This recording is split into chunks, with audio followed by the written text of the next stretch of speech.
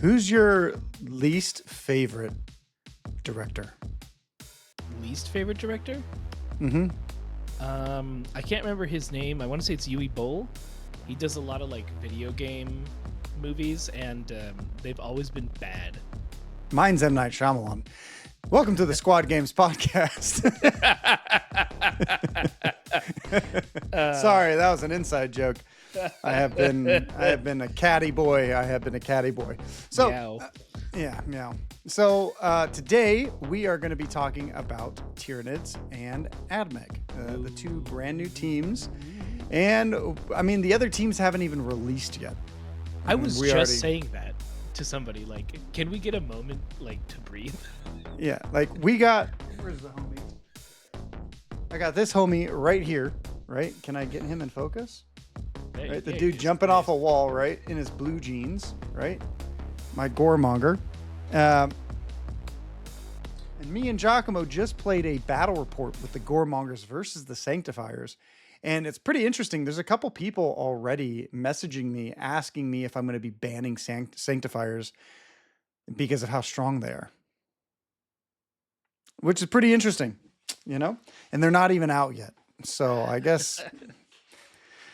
Oh, yeah, it's exciting. Very exciting. And all the top players that I know are playing goremongers. They're not even playing sanctifiers. Well, not all the top players, but I would say the California scene loves Felgor. They just do. They like the melee hordes, you know, and goremongers is right up their alley. So, is it most of like the SoCal zone, like the real SoCal zone? Yeah. Like San Diego, you know. Yeah. I'm sure the Bay Area is also on the goremonger train. There's so many Felgor players in California. It's crazy. If you enjoy yourself, you know, and you enjoy Felgor, you would be awesome in California. If you like goremongers, you know, if you like sanctifiers, awesome.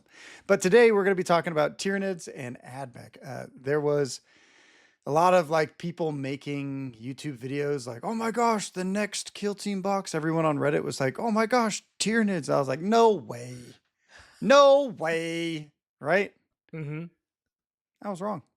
Yep. Giacomo, you have many times said that Tyranids don't belong in Kill Team. They can't. It was one of those like, how do you really make it work? Mm-hmm. And eventually, I guess they just decided it doesn't matter. We're just going to put them in there. It doesn't matter, guys. I do believe from watching the Twitch stream, we will be looking through the Twitch stream from 40K from Kill Team today, talking about the Tyranids and stuff, and then we'll go over the Warhammer article, seeing what we can pry out of their information. Firstly, Giacomo, 5 models. How many wounds do you think these guys are going to have? I'm guessing a solid like 18 is the average. I'm guessing 24. 24. 24 wounds is my guess. That's what I'm going for. Okay. Yeah. Maybe. Yeah. Okay. 5 models, 24 wounds. That's still less than 100 wounds. Okay. That is still less than 100 wounds. It is. Because what intercessors are? Let's see. What's that? 14 times 5 is 70, wait. Plus the 1 is like 60 something. Is it? Is it less than 100 wounds? No. 24 no, you'd be times about 5, like rounding 122, 121, something like that. You're rounding up closer to there. So that is a lot of wounds. Okay. 23 wounds. No. I could give you 20. 21. 20. I'm going 21. 21. That's 21 feels like, of the wild numbers, that feels more correct. That's so many wounds. That's so many wounds. Are they going to get feel no pains?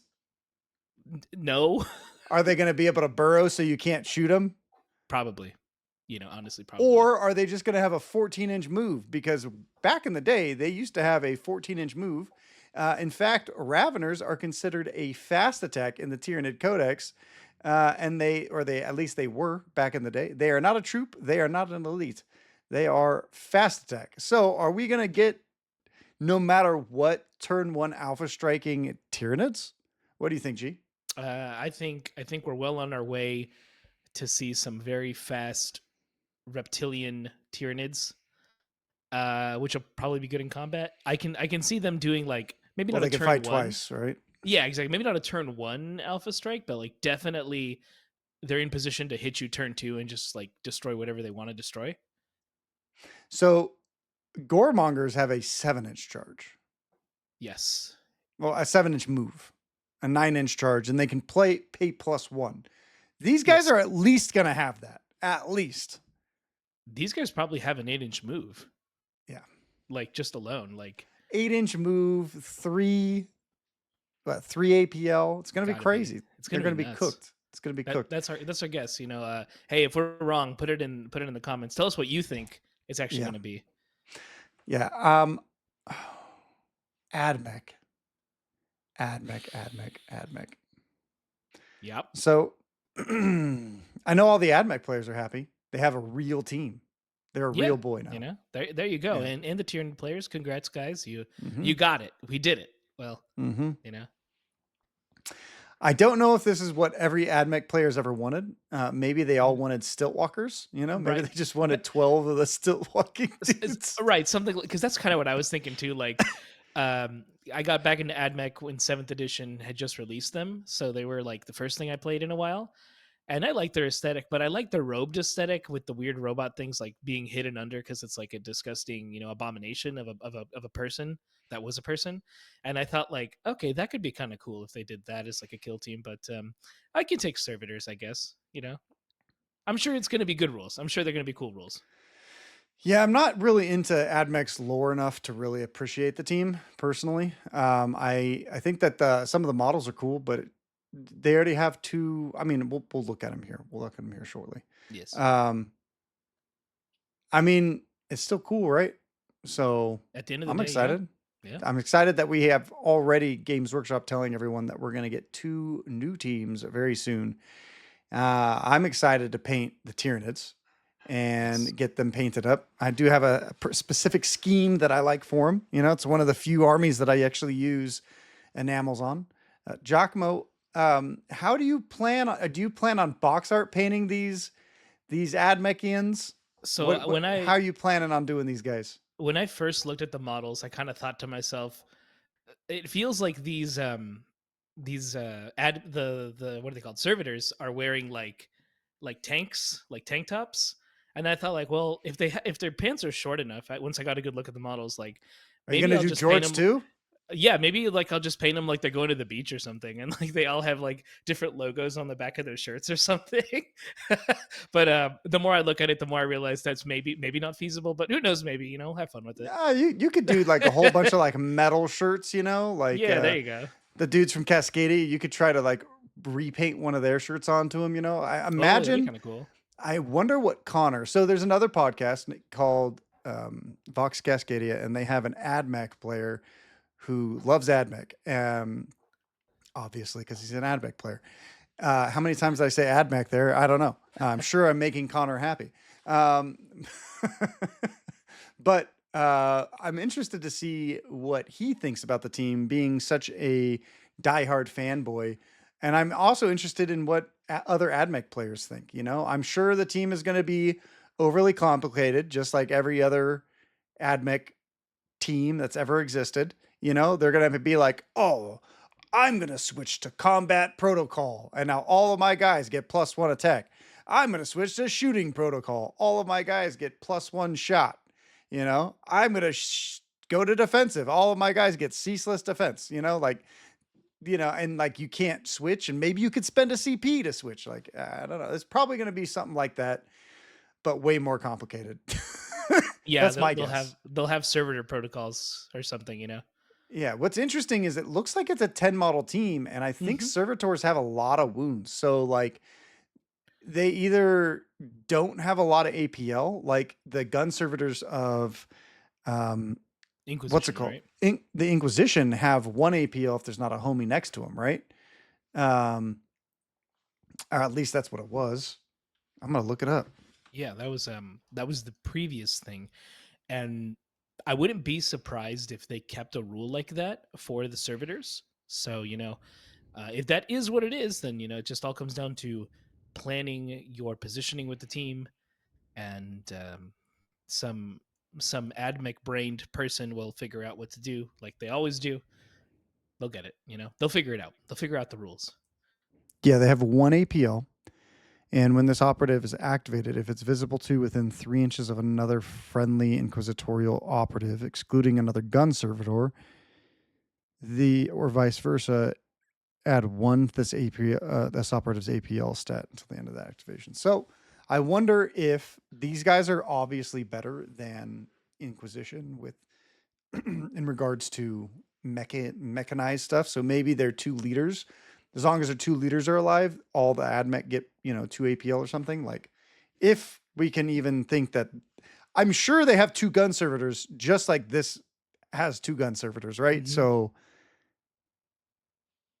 obviously admech are better. So maybe the gun servitors are better, and they get 2 APL, but still 10 models, 11 wounds. I guess that's on average. Normal. I guess that's about normal for the 10 model teams. And for all we know, like the 2 leaders could have more or less wounds, somewhere to kind of balance out the number of wounds on the team.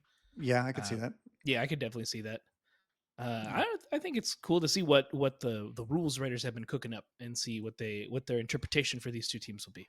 Well, to be honest, Games Workshop's been really knocking it out of the park with the rules. I've really enjoyed a lot of the rules that have come out, a lot of interesting things. I think that the Vespids still need a buff, and so do the Aquilons. Mm-hmm. But, you kind of look at the other teams that have come out. Rekkas have been a phenomenal, popular success, right? Mm-hmm. Rattlings are tons of fun, right? Then we have these next 2 teams that are a lot of fun, but I just feel like they're relatively strong.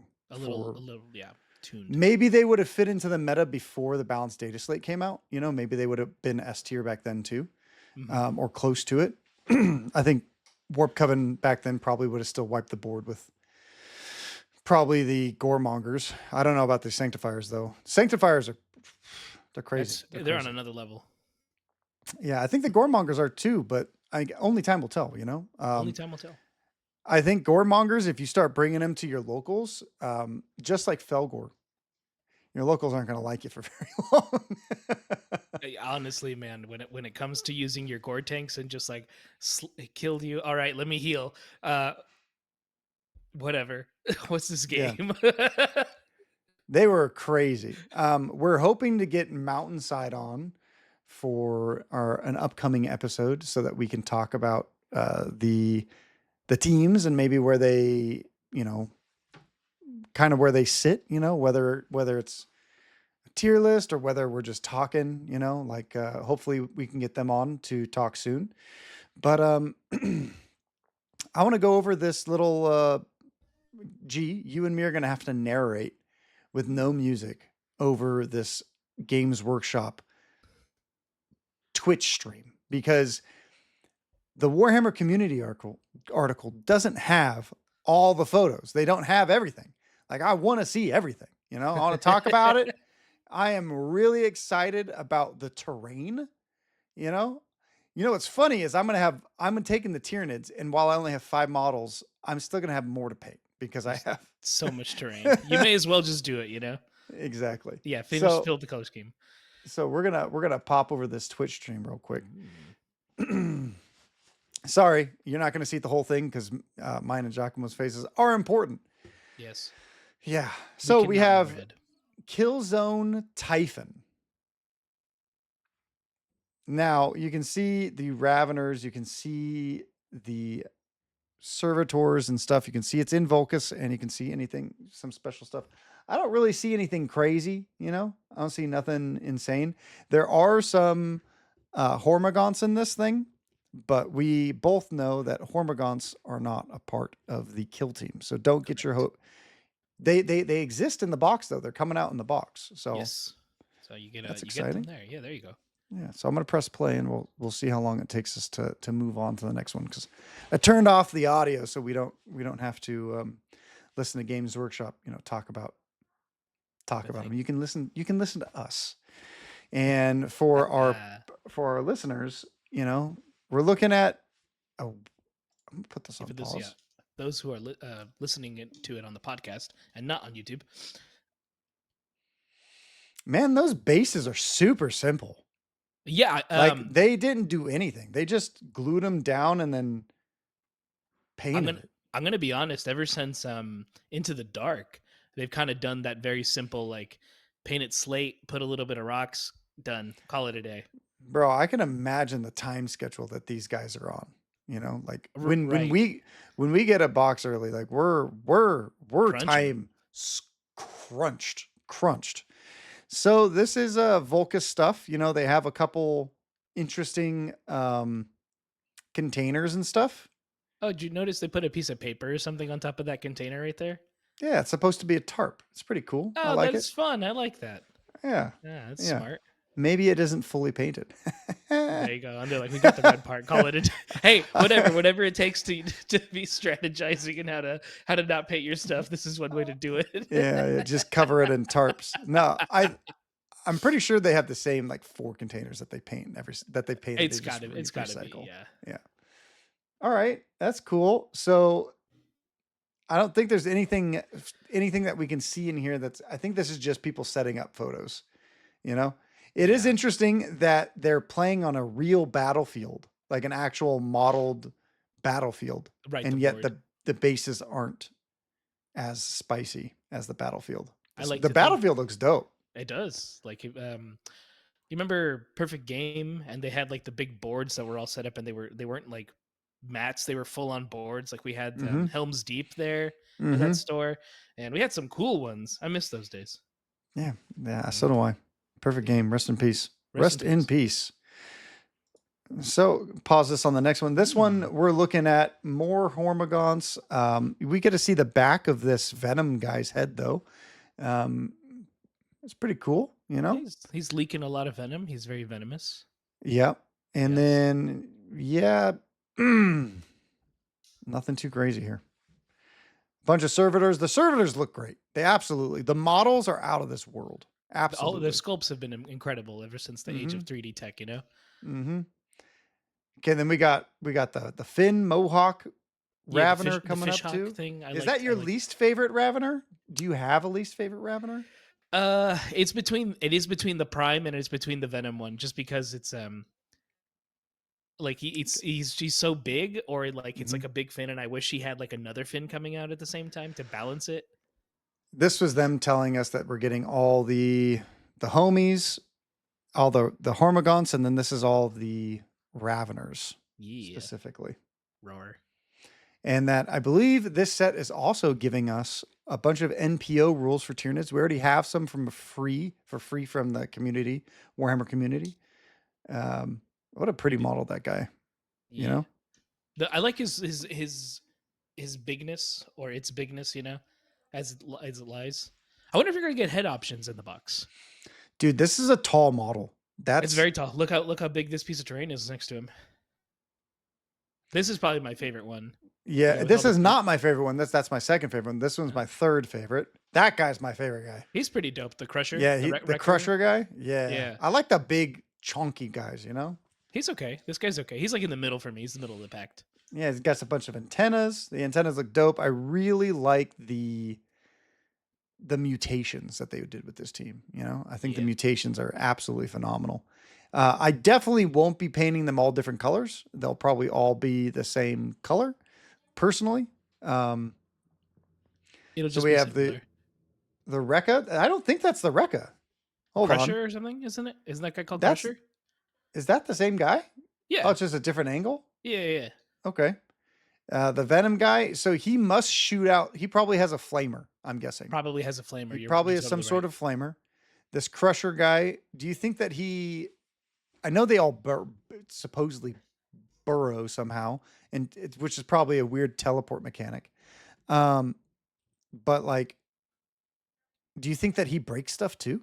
I totally think he can do the Rekka thing where he can break a point in like a wall for 1 APL. Yeah, and I'm pretty make it accessible. Yeah, it's like a move ability that breaks it, and I'm gonna guess you'd only ever really use that for like if burrowing has restrictions, or if you're playing like an NPO type game where you need to have little guys go through the hole, so you break the hole and you're the ram. Well, Volcus is notorious for having like Volcus having the Like you could just sit a dude on a door, and you can't get in any other way. You could probably come through like a middle of a wall with these guys, which makes sense. With only 5 models, they need to have some kind of movement abilities, Right. They got to have something. So a flamer, these guys all fight twice. What do you think their profiles are? You think they're 5'6"? Probably 5'6". Some of them are going to have like probably brutal. Some of them, I think this guy would have brutal. I don't know if 4-6. That feels like maybe they have like a big strike and they have like a little strike or something. Well, that was a weird transition. Okay, I guess we'll move on to AdMech.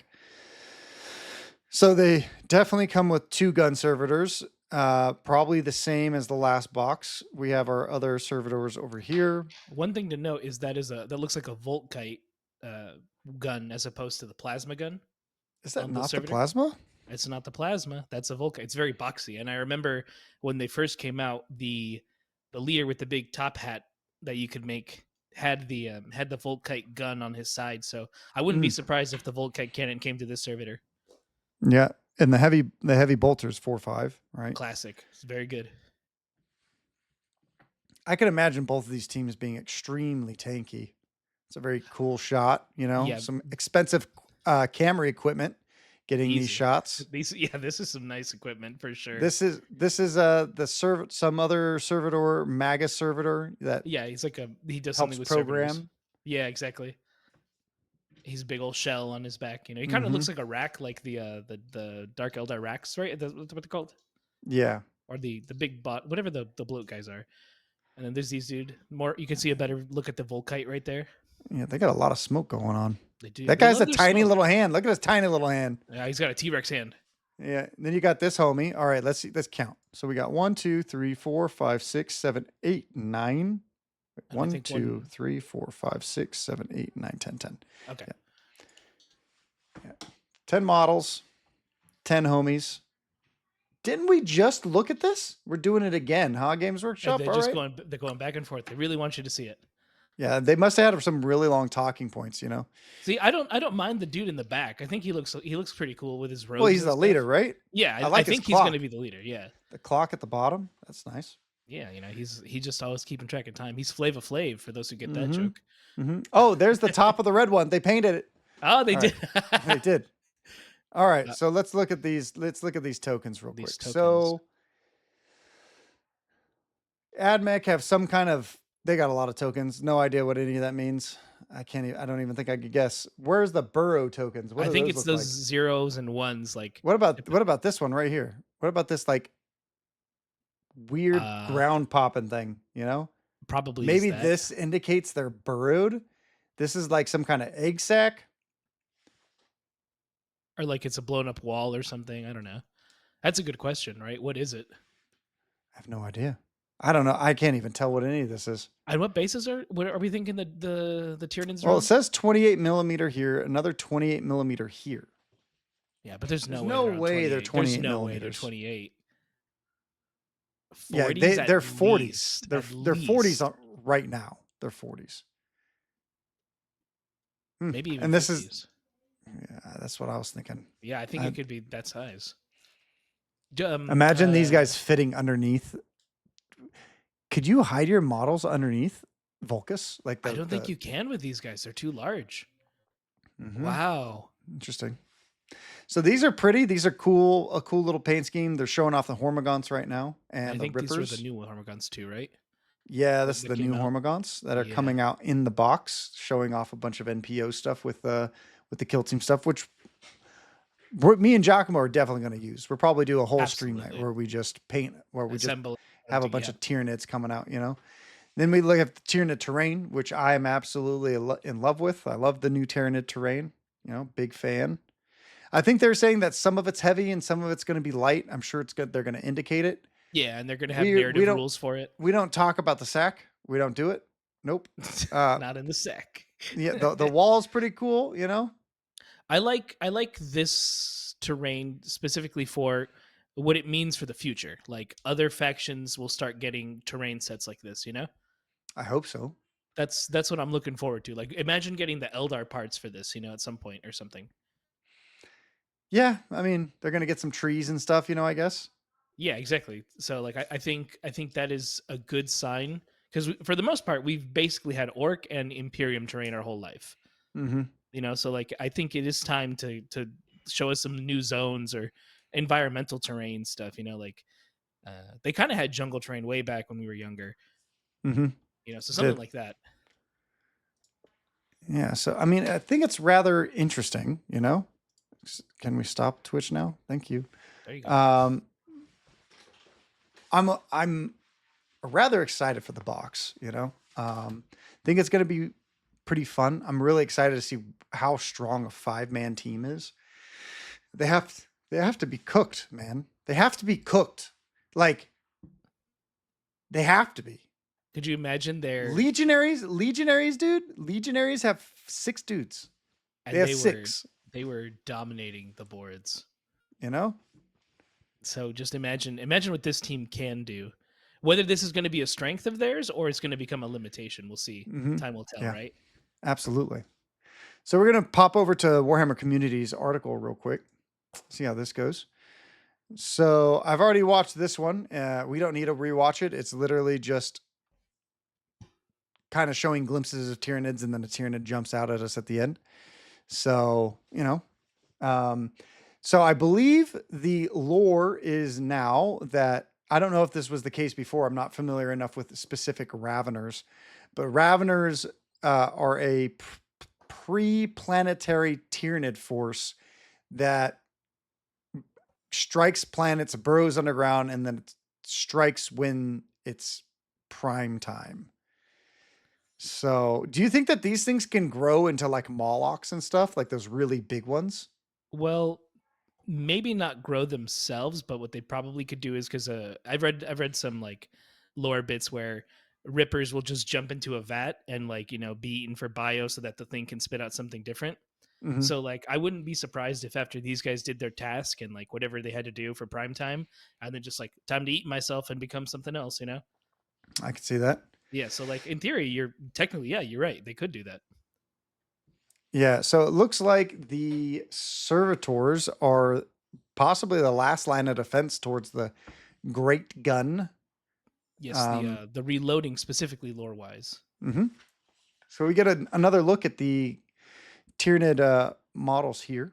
Peloton, Tremor Scythe, the Wrecker, a Venom Spitter, and a Warrior, which looks like the Venom Spitter and the Warrior are using the same body, which makes sense because I feel like they're going to give you, these are going to be, my guess is a sprue of 3 on a box.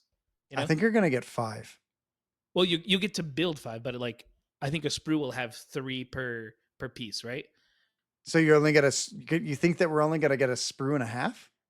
No, we'll get 2 sprues of 3s, and you'll be able to make all 5 out of them, and then you'll have an extra body, so you'll probably make a warrior.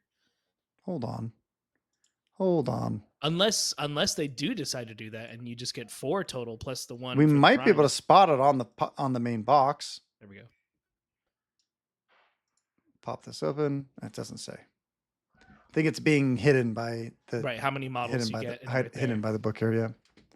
That's my guess, because usually, unless it's a character model, unless this prime becomes a character model, which I don't think it will be, then you should be able to build 6 models, is my guess. Yeah, I'm gonna guess as well that you either get to build 6 or you're gonna get 2 sprues that hold 5, which will be either 5 normal warriors or 5 warriors, and then you get an upgrade sprue that has all these extra bits. That's another option. That's another one.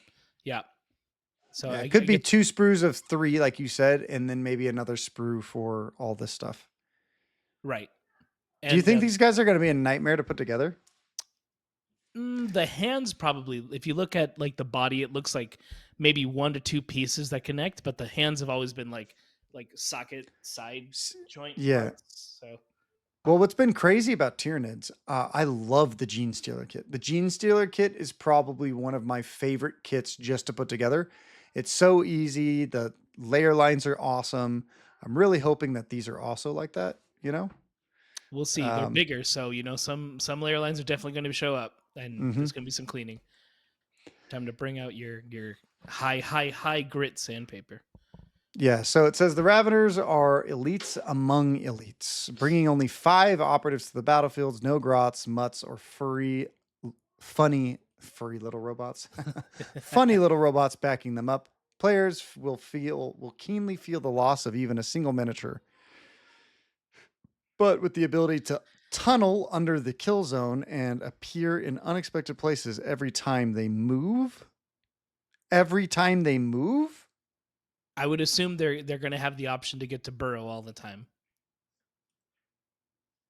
It's tunnel, just like fly, tunnel right? under the kill zone and appear in unexpected places every time they move. So every time they move, do you think this team just teleports? And how far does that teleport go? It's going to probably be like fly, but underground fly, where you can choose to slither or you can choose to burrow and come out. I think we should take a shovel to all of our tables and actually burrow. That's what I think. Oh. Place them. get a power drill and like drill up the board. Like, my model's coming out. This is 50 millimeters worth. Say goodbye to your neoprene mat. Yeah, say goodbye.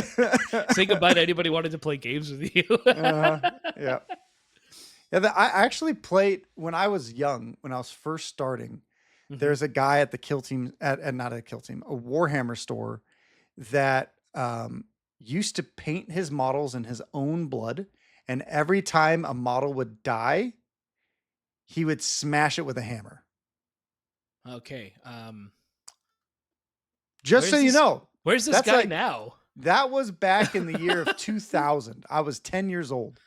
He's like, oh, the Space Marine died, and he'd smash it. Now, was he just lying to me that he painted in his own blood? Maybe, because I was 10 years old, right? But I did see him kill a full, 25 Space Marines and just smash them. It was crazy. Dang, that's absolutely cooked that guy, you know? Dang, he really cooked it. All right, what is he really sold it is what it is. Yeah. So next up we have the tech priests of the Adeptus Mechanicus are protected by the legions of Scutari, but in dire... Okay, how about you read this, G? I don't want to read right now. You read this tech priest I'll read your tech priest part. The tech priests of the Adeptus Mechanicus are usually protected by legions of Scutari, but in dire straits, they will assemble forces. I'm so disappointed you're not speaking like in a robot tone right now. Come on. Come on. A force of servitors to drown enemies with gunfire. All of their lobotomized minds give each other servitors a more complete view of the battlefield. I like it.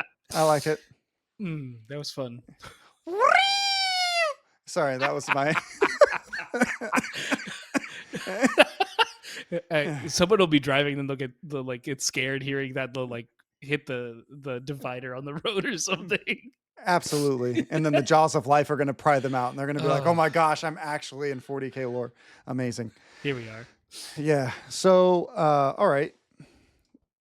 So the Techno Priest, So this guy looks like he's actually... It's interesting. This has to be done from a piece of art because his proportions are so off. Right? It feels kind of big. Like his hands feel big and stuff, right? His hands feels big. Like I would almost say that this is an old sculpt, but the boots, the shoes, and the knees tell me otherwise. So it makes me think that perhaps there's some kind of AdMech art that this guy is portraying. Right. The fucking sigil in the middle of his chest is dope. Is pretty cool. I will give you that.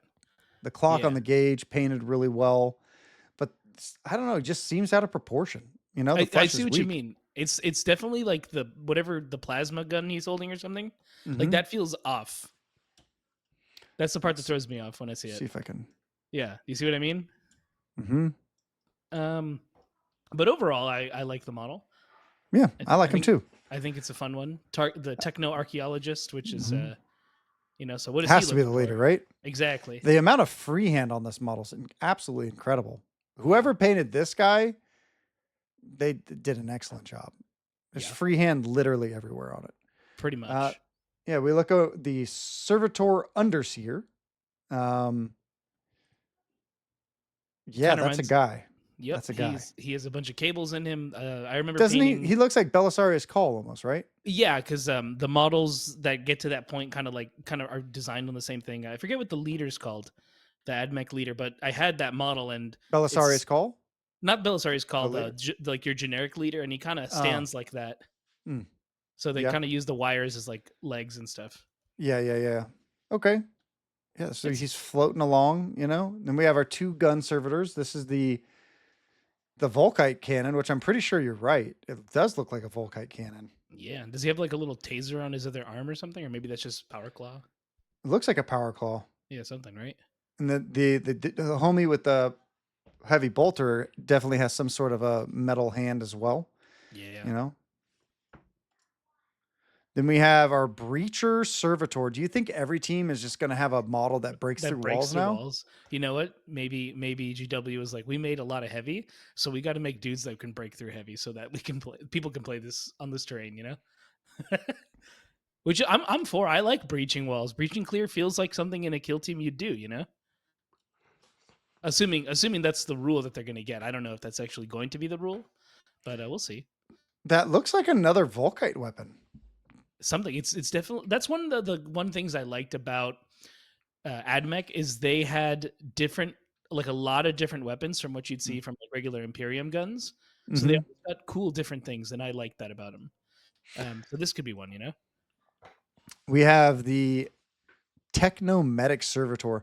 Now, interesting things about AdMech in 40K lore, right? A lot of times your AdMechs could repair your weapons, and I believe they could also bring tanks back to life. That was correct. That's what you took them for in Guardsmen.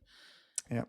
And for the most part in Marines. Now, I feel like this guy should have been called the Technomechanic Servitor, but whatever, you know.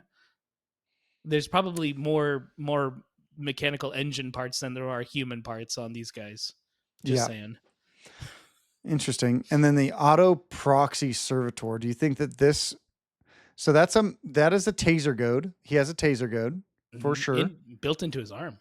And then he looks like he has some kind of tracking array, and it looks like he has a comms. I bet you that's a comms of some sort. It's got to be a comms with a taser goad. The medic probably has. Well, he has a power claw. It doesn't look like he has a weapon. Probably has servo arms. Servo arms back in the day used to be like power fists.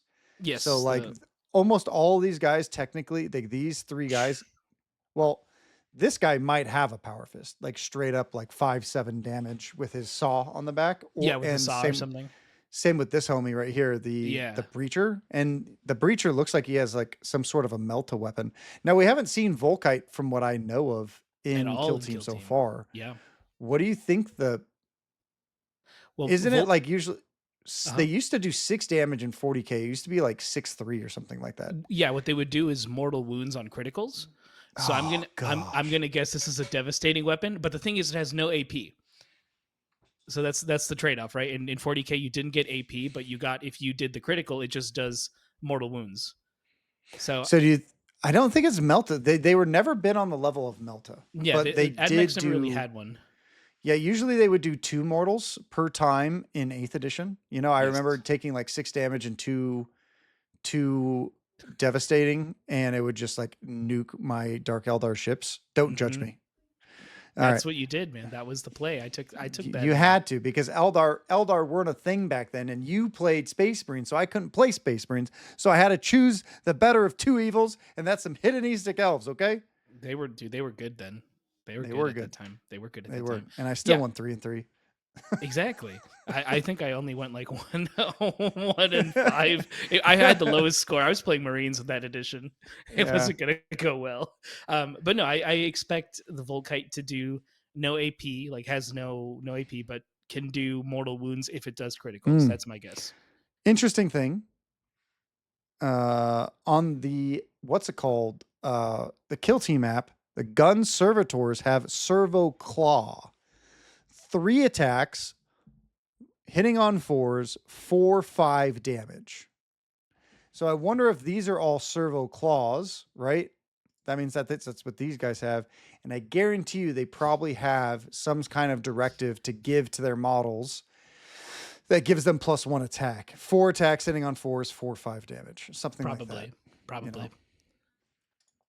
All right. And then finally, we have our 3 combat servitors. They all have a flamer. Those are flamers, right? Either What is flamers that? or I think those are autocannons.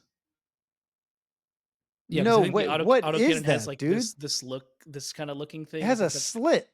yeah, and I think autocannons have that slit like this, like Okay. for those who can see it on the camera.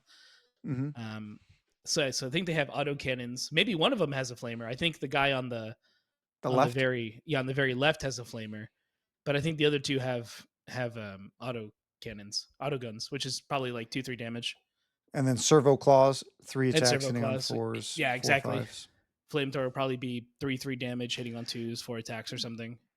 So what is this? What is the way that you think that this team is going to break the game? Because the other guys get a teleport. Obviously, these guys are going to do something. G. Watch them have a rule that doesn't let them get any APL or something modified to the servitors. Like these two guys can still get modified, but like everybody else can't get negative modifiers. I don't That know, would be something like that. crazy. So like they don't take stun or something. Like so they're the team that ignores the special conditions. Wait a second. Wait a second. We were talking funny, so maybe we didn't actually get it. The new sphere, the no sphere network woven between all of their lobotomized minds gives each servitor a more complete view of the battlefield, with safer operatives channeling their motive force to better placed allies for more complex maneuvers. So do you think that these guys just give everyone seek, or like you can draw line of sight from each dude? That's the way they break the game. They're all Hyrotech Circle Oh Apprentice. my gosh. Oh man, that would be. And I want to know what this Underseer does, right? Oh man, you're yeah, that's a good point. Maybe they do something like that, That'd be crazy. That'd be crazy. You know? or they get to put something on the beginning of the game, like they get to put some kind of token that when something's near it, they can detect it and it gets like seek or something, like you mentioned. Mm-hmm. Something like Mm-hmm. that could happen. So now we move on to the terrain, right? Yep. This expansion also includes Tyranid infested terrain pieces, dossier chock full of rules, missions that make use of it, like Brutal and Cunning and Blood and Zeal before it. The book gives you an entirely new way to approach your games of Kill Team themed after the terrain. Here's the thing. Why haven't we ever played with any of the actual terrain from any of those sets?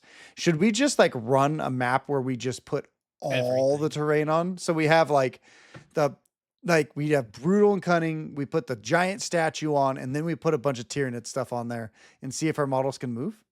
Yeah, I think okay. I'm gonna play Vespids. Just gonna fly over everything. Forget trying to move. I'll play Mandrakes. Yeah, we're good. Yeah, we're good. You go. Forget we're about good. moving. Yeah, we'll just teleport everywhere. You know. Yeah, there you go. There we go. Yeah. So. Yeah, I mean, I like the terrain a lot. You know, I do more of like it's AK Light Earth.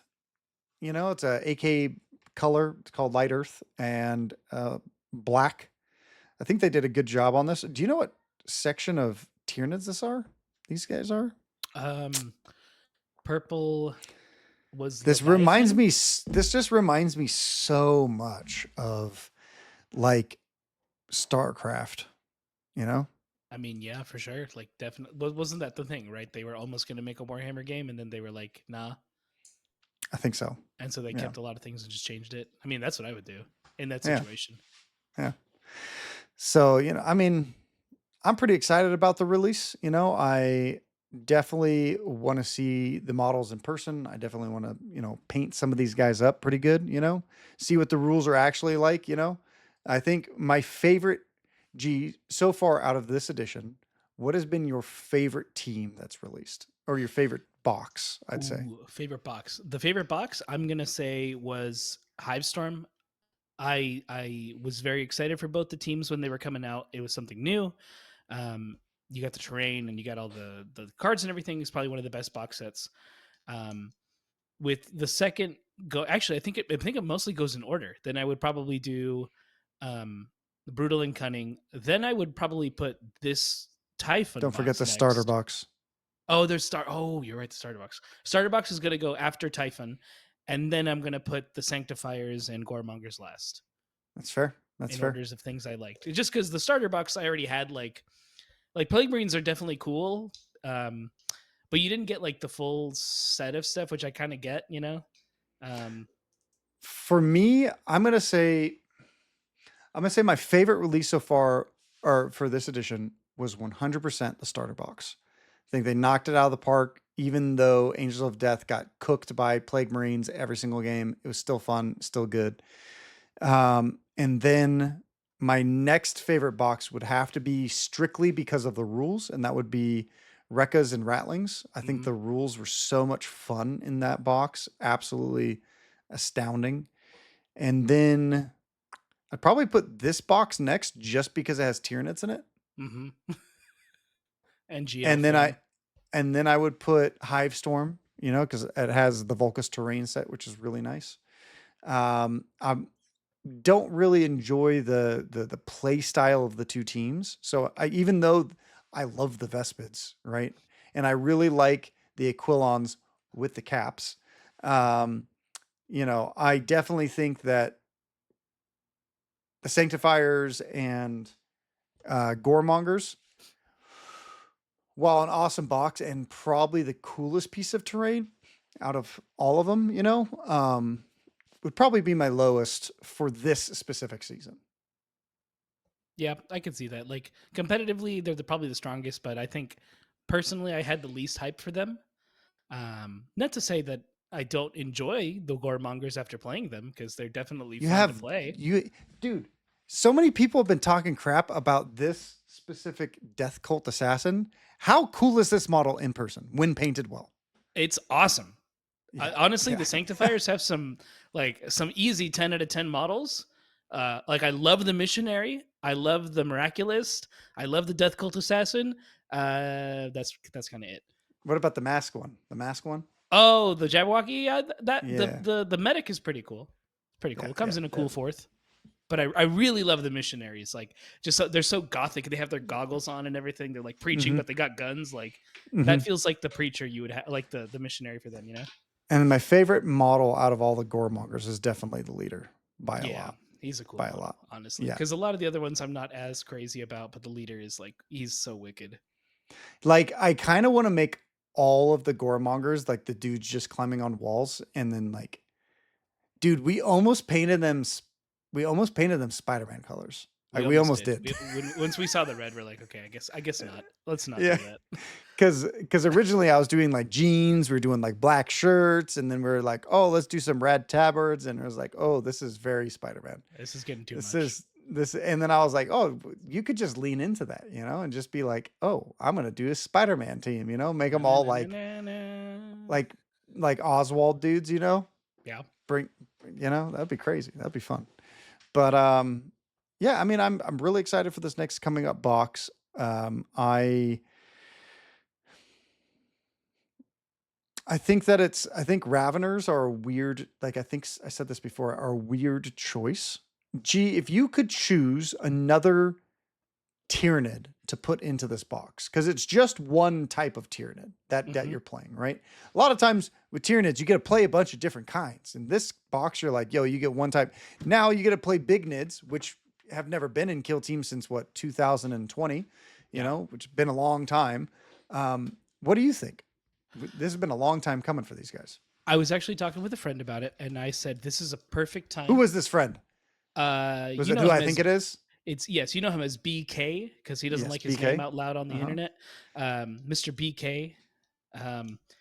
He and I were talking, and we both had said like this is a perfect opportunity for them to redo Tyranid warriors, and to have like the Tyranid warrior like leader controlling with two side Tyranid warriors, and then controlling a bunch of little guys. Like this is the perfect time to do it. Hey, that could always happen in the future. We don't know. That could always happen in the future. You're absolutely right. Yeah. Like that was going to be it for me. Like that would have been perfect right there. Or of course, I think Gene Stealers can work generally. I don't know what they would do though. Like, right, you'd have to have a bunch of different mutations, I guess. How about you? I definitely think the Von Don Lichters, you know, the Leapers, right? The Leapers. I think they would have been really, really exciting and cool. I also think that Gene Stealers would have been great. You know, another one that I would have loved. I was talking to a buddy about this. Carnifex. Oh. And a bunch of homies. What about could you do a big card effects? Yeah. So check this out. I came up with the right. rules. You ready for it? You ready for it? On me. All right. So the Carnifex, you're like, how is he going to fit through doors? He doesn't. He just breaks them. That right? Makes sense. On Into the Dark, any piece of terrain that this model would move through, just remove it from the kill zone. Remove the piece of terrain. Could you imagine having in tournaments having to take the wall apart? Hold on a second. Yeah, guys. I could imagine. I can imagine making my life much worse. Judge, I need this removed, Judge. Calling us from across the tables at LVO, and now that it's even bigger, like they got to use a megaphone to get someone over. Yeah. But that would be cool, and then like in Volcus, you could just like destroy terrain as he like charges through stuff. Anyone in his path, if he does a 6-inch charge, all models die or just dead. That would be wild. Any models under 12 wounds instantly die. I can maybe see that in the future should a narrative happen. And that is his only attack. No, Giacomo, this is competitive. This is real. It's happening. Real rule. It's a real rule. It's happening. Their armor save is 3 up and they have 46 wounds. Good luck. It's one model. And since you have to have a kill up of 4 or 5, right? Then you have 4 Hormagaunts. There you go. I never. Then you have your 5 bottles. Yep, they always stay in the back. Pretty much. That's how you hold them. That's how you do it. Yeah, I think a Zoanthrope team, a really interesting like Neurobug and the like a bunch of those like Neurogaunts and a Zoanthrope. I think those would have been super cool, like as interesting as a team. Maybe not cool, but interesting as a team. It's interesting. Ravenors were very big back when I first started playing Kill Team in 2020. And it was a big staple of the Tyranids. You would either go many bugs or you would go big bugs.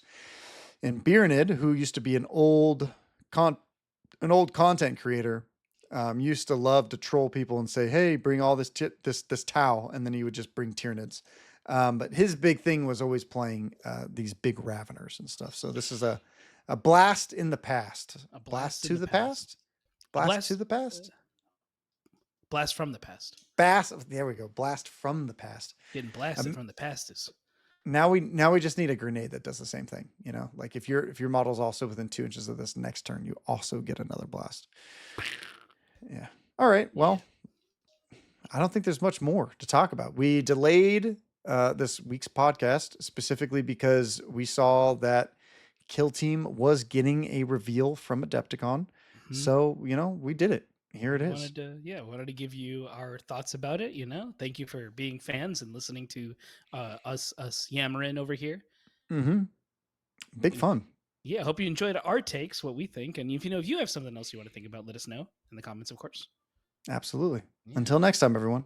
Well, we should probably do some shout outs. We should do shout outs. We can't forget Alexander Popov. What am I doing? Him. Yeah, come on. You almost forgot the APP himself. I did. So shout out to Mr. Alex Popov. You can join the conversation, like we just mentioned, in the comment section or in our Discord. That's the Squad Games Discord. Links in the show notes. Or if you're listening to it on mobile, when you're driving or something, the links are in the podcast show notes, so you can check it out there. Link will take you there. You can check out our other YouTube stuff, such as previous episodes of the podcast, the Hobby Highlander series, the battle report, the most recent battle report. If you want to see Goremongers versus Sanctifiers, that's a good one.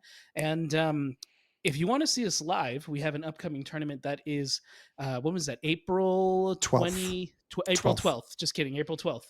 April 12th. That's going to be at Squad Marks in Orange County, California. That's a little southern area closer to Irvine, if I remember right.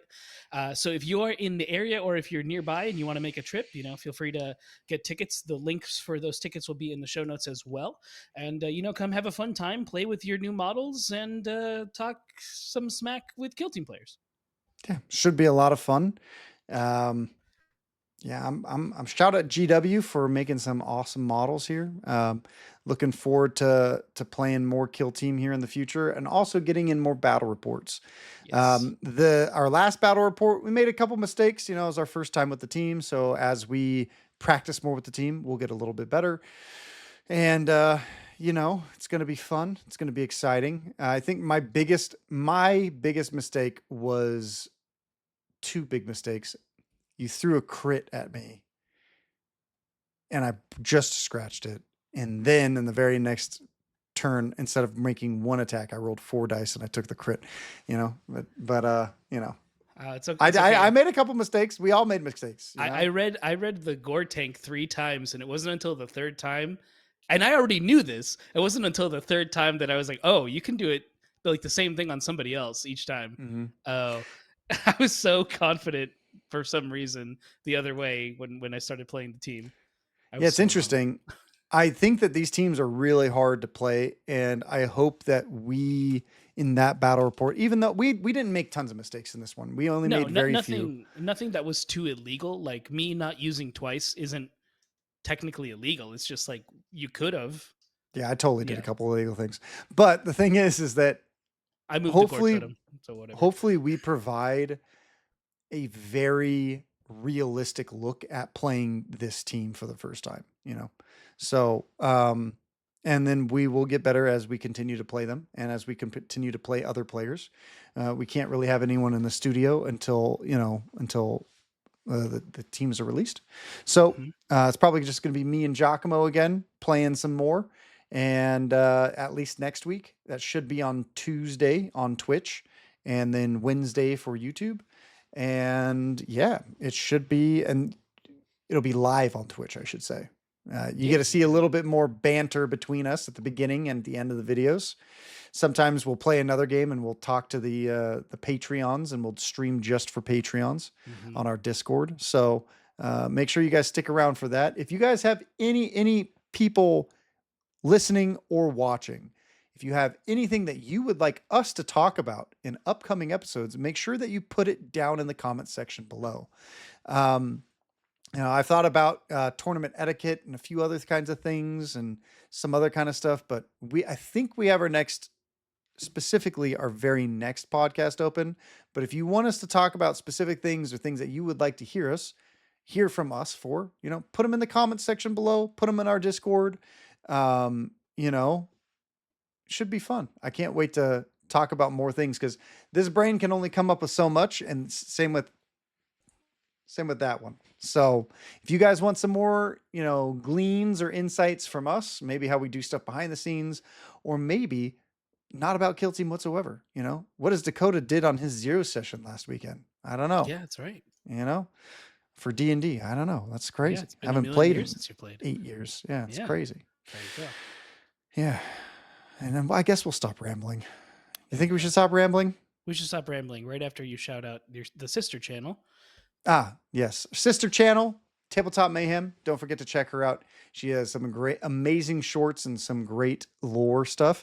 Also, no, I forgot. I completely forgot. I was going to say one other shout out. It wasn't Alex Popov. Shout out AK Black. That paint is so good. For real. Giacomo, what is your favorite paint right now? Paint right now? Just that if you had to choose one paint to just cover a model in.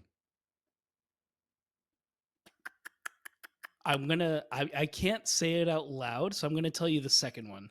Because if I told you the first one, it would give away a future hobby Highlander. You just have to you tell me the brand and I would know at that point. Is it a Monument? Okay. It is a Monument Hobbies color. Okay, I know what color it is. Okay. Yes. Okay. Yes. That's fair. Yes. That's fair. It is a very What's your second favorite? It is also a Monument Hobbies color. It is dark gray blue, I believe it's called. Okay. In my head. That's the one I use for the Night Lords. I really like the darkness of that blue color. Mine would be my second favorite. Vallejo silver. It is a great silver. Game color silver. Great color. Yeah, it's a magic color. It is a magic. Some paints are just born magical, and you're just like, why would you? How it's so hard to find an alternative once you have like the right sheen and color, Yeah. Well, what's interesting is me and Giacomo have been doing a secret hobby Highlander, and we've been each painting different teams with different brands of paint to be like, all right, so I painted pretty much all of the sanctifiers in Tooth and Coats, right? Goremongers was a pretty big mixed bag, a bunch of different colors and stuff.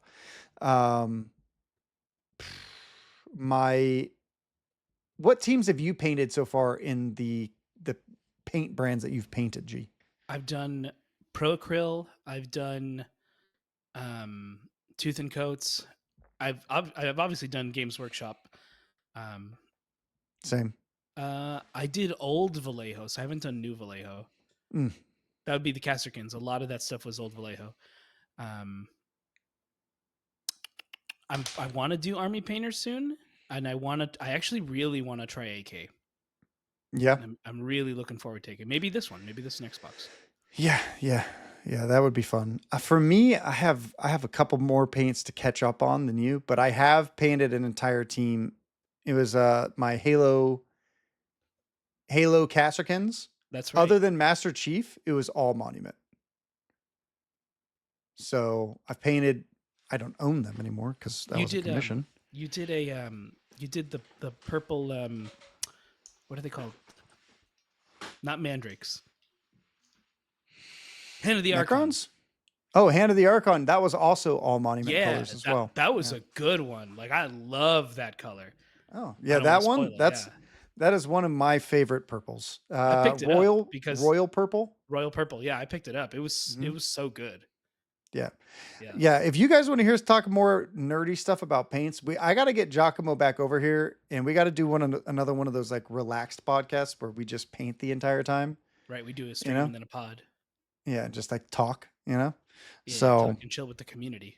Yeah, you guys just let us know if you want to see something from us. Cool. If not, that's cool too. You could just not comment. That's not a big deal. Yeah. I won't secretly despise you from my basement in California, which doesn't exist. Does not. That means I wouldn't hate you because it doesn't exist. See? Exactly. See where I'm going there, G? There you go. Yeah. Easy. Yeah. He loves everybody. Oh, guys. Shout out to blood tests. If I didn't take a blood test, I wouldn't know that I need to lower my cholesterol. It's important. Got to get them squad gains on. Yeah, the squad gains. And I was like, you need to exercise for 30 minutes a day. I was like, well, good thing I've been doing that for 2 weeks. Imagine where, or 3 weeks. Imagine where my cholesterol was, Or maybe I haven't made any improvements. No, I like to think you've improved it more, right? Like whenever I don't exercise or walk up hills after a long time, I feel so winded. Like you need to be so consistent, and that's an important thing, right? It's consistency of doing stuff, whether it's painting, exercising, or doing podcasts, right? Yeah. So shout out to squad gains out there, and if any of you are on your own journey, awesome. I will release more information about squad gains once I lose 10 pounds. I have lost 5. So I got to get under 205. And once I do, then I'll be more comfortable explaining what I am doing in order to lose more weight. So, yeah. To help you all get in shape. And even if you don't want to, for heart health, For heart health, because we live a very sedentary life. We paint miniatures. Yeah, we got cholesterol and stuff, And we're getting the things that clog these Tyranid arteries over here. There you go. Do you think Tyranids have cholesterol? Do you think if they eat like a world that's like really like heavy in like green matter, they're like, do you think any of their like ships die? Maybe. This is a really dumb question, but maybe yeah, like they're a living organism, right? They gotta get cancer. They gotta get something, My thing was like, all right, so they're an alien species, right? Like, I wonder how many times they got infected by some pathogen, like War of the Worlds, right? For those who haven't read War of the Worlds, a pathogen kills the aliens, right? It was literally a human pathogen. Good job on the spoiler warning, G. Hey, that book is so old now. Like, I mean, if they made it to this point, they made it to this point. They're getting the we're spoilers. Off the rails. Shout out. That's what you can put in the comments, like pathogens. There you go. That's what you can type in the comments if you made it this far. So yeah, pathogens. Why not, dude? Why not make everyone like super confused and be like, hey, put in your least favorite director. Like we started off with that. Just go down in the comments and say, what director do you dislike the most? And not even say I dislike. Just be like, yo, what is that guy? Oh my gosh. Michael Bay. Yeah, Michael Bay. There's one. I was hey, he's done us a couple good movies. He's given us some good movies. He gave us Transformers, the first one. Yeah. And gave us Pearl Harbor. A very Michael Bay movie. Harbor. A very Michael Bay movie. Looking back at it. Yeah, it totally is. Now, once you see it with like the future eyes. But yeah, so like how many times did it take for them to get diseased and then survive? So maybe now they just can't get diseases. It's fair. Or when they fight Nurgle, who knows what happens?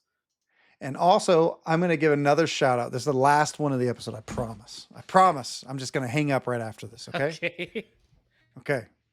Shout out to everyone who knows what pizza deployment, what triangle, and what nachos are. Okay. Shout out. No shout out. That's like our first few episodes. Yeah. That's back when I had good cholesterol. Right. All right. I think that's definitely the last one for the night. Yeah. All right, guys. Signing out. Thank you for joining us. Sayonara. Beep boop beep boop beep.